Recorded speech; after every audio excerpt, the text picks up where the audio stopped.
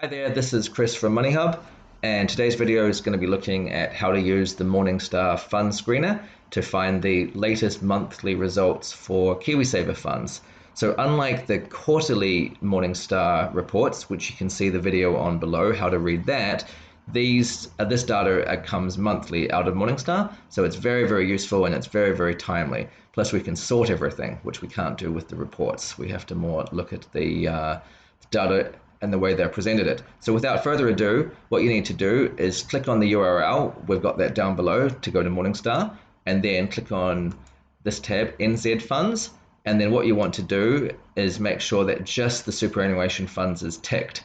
That means it's just KiwiSaver funds. It's not. So investment trusts would be managed funds. And so we don't want that. We just want to have a look at KiwiSaver funds. So we're comparing apples with apples. Then what we can do, make sure you've got it set to 200 rows. And what we want to do is look at the 5-year return. So that's where we look at what the best funds have done, or sorry, what the most successful funds have done in rank order. That's their percentage return. So we can see here from the top 5, we've got a lot of super life funds, or 3 of them.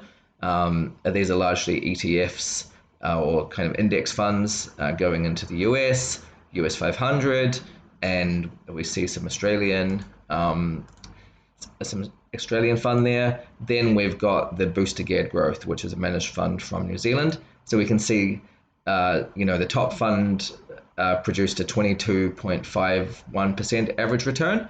And if we want to look at the lowest return, we click on that again, just like a filter or a sort, and we can see that there were some funds here which returned over 5 years 0.3%, which you can imagine would be below inflation and would be below what you probably could get from a bank, but that's what those funds did. I can't comment on those. So the tool is very, very useful. We can see 6 monthly data, and once again, because of a rally in recent US markets, we can see the super life is dominating. This isn't a market commentary. This is more just how to use the tool. And this data does come out every month. So you're looking at, if this is late July, this is the June numbers. So they're updated in the first couple of weeks of every month. So it's a very useful tool. If you want to look at 10 years, we can see there, we've got some AMP funds, we've got the Milford Active Growth.